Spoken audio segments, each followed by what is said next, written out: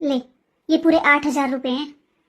तू भी मोनू के साथ जाकर अपनी करवा चौथ की शॉपिंग करिए आज ही। और छोटी बहू को मत बताना मैंने तुझे 8,000 रुपए दिए हैं, क्योंकि उसे मैंने बस 2,000 रुपए दिए हैं बहू। नहीं मम्मी जी, मेरा सच में कुछ लाने का मन नहीं है।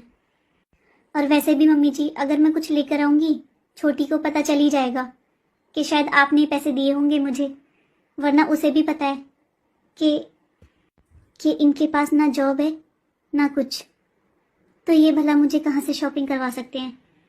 बहू, मैं अपने बच्चों में कोई भेदभाव नहीं करती। मुझे क्या अच्छा लगता है कि मेरी एक बहू तो शॉपिंग कर रही है, नई नई साड़ियां ला रही है, और एक बहू कुछ नहीं ला रही। ऐसे मुझे अच्छा नहीं लगेगा बहू। तू ये पैसे रख ले। अरे ये मेरे पैसे हैं, मैं चाहे किसी को भी दूं। मम्मी जी, मेरी शादी को पूरे 6 साल हो गए हैं, और जब से इस घर में मैं शादी कर कर आई हूँ ना, आप ही मेरी हर चीज का ध्यान रखते हो। मुझे किसी चीज की कमी नहीं होने दी है आपने। और कहीं ना कहीं मम्मी जी, अब मुझे लगता है शायद ये बहुत बड़ी वजह है जो ये कुछ भी कमाने की नहीं सोचते हैं, घर से बाहर नहीं जाते हैं, कोई जॉब नहीं करते हैं। क्योंकि मम्मी जी, आप मेरी छोटी छोटी चीजों का ध्यान रखते हो, और अब तो मुझे भी ऐसी आदत पड़ चुकी है, अगर मुझे कुछ चाहिए होता है तो मैं आपसे मांग लेती हूँ।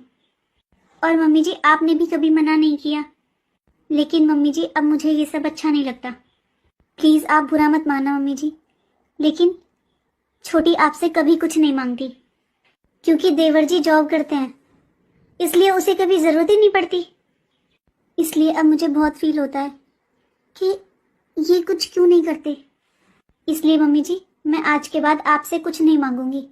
मुझे जो भी चाहिएगा ना, मैं इन्हीं से बोलूंगी, क्योंकि इन्हें भी तो पता होना चाहिए ना कि इनकी कुछ जिम्मेदारियां बनती हैं। और मैं ये भी जानती हूँ मम्मी जी, आप मुझे किसी चीज के लिए मना नहीं करोगे।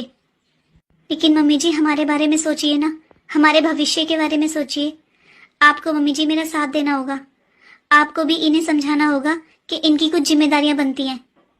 हाँ बहू, तू कह तो सही रही है। मैं भी तो यही चाहती हूँ कि मेरे दोनों बेटे बराबर हों। लेकिन अभी ये पैसे ले और अपनी तैयारी कर ले, नई साड़ी ले आ और अपनी पसंद की चीज ले आ जो तुझे लानी हो, फिर मत लेना बेशक। मम्मी जी, मैं अब नई साड़ी तभी पहनूंगी जब ये मुझे दिलाएंगे।